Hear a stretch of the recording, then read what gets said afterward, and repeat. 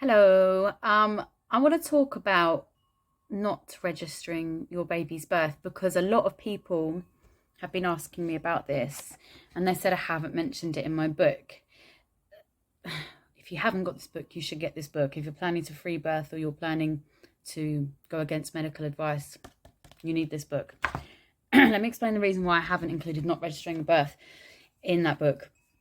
Okay. So I've worked with thousands of people over the years who have been involved with social services, usually for not complying, not listening to medical advice and wanting to take sovereignty and have autonomy over their body.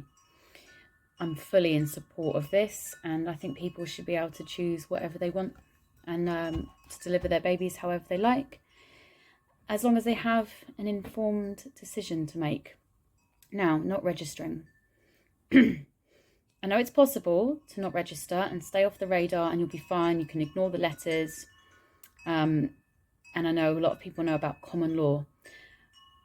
And if you're not on the radar of social services, then the likelihood is you'll be fine. But, and there is a big but. One, I don't know enough about common law.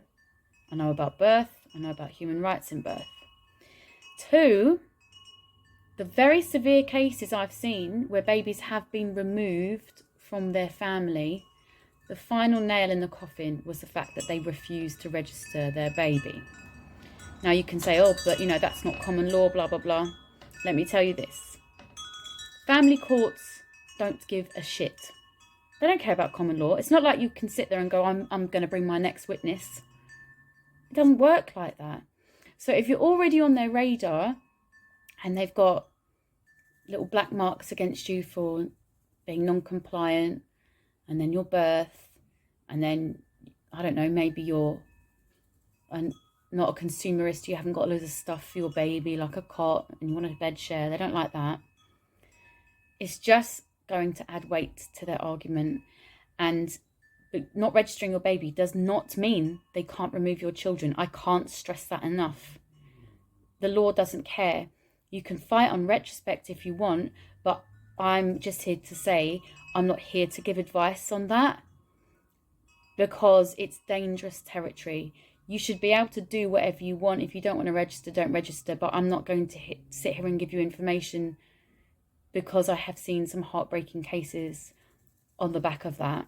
I'm not saying it's the reason they got their children removed. It was probably the final nail in the coffin. But I think you should carefully consider your options, why you don't want to do it. Are your children going to be affected by that decision later on? Can they get a passport? I know, of course, they can get a passport. I know people that have got passports for their children who are not registered. But what about when they want to claim anything when they're older? And here's just another little consideration. You either want to be a part of society or you don't. And what I mean by that is, are you going to pay national insurance and tax? A lot of people are not paying anything anymore, listening to social media influencers and, quite frankly, shoveling shit uphill with a rake because of that. They've given them advice of what to do, but not to help them when the system get involved afterwards and they start having bailiffs at their door. So what I mean by you want to be part of society or don't, who's going to take granny's bins out? You're going to do it? You're going to help your elders or the people that are disadvantaged? I know the system isn't ideal. I really know the system isn't ideal. I've been an activist for years, and trust me, I think it's awful. But that's why when push comes to shove is here, because my remit is birth and I can help people navigate the system. And that's exactly it. It's having a toe in the system, navigating it. I'm sure in 100 years' time, we won't need this anymore. But while we do, I think it's wise to research both sides and then make an informed decision. I hope that helps. There are people on my Telegram channel who know a lot more about it than I do. We've got Conscious Birther. She's done a live Zoom before. So I'm not here to say, no, you can't do it, you shouldn't do it, you should do whatever you want. But I'm not going to start giving out advice for stuff like that because I have seen where it can go hideously wrong.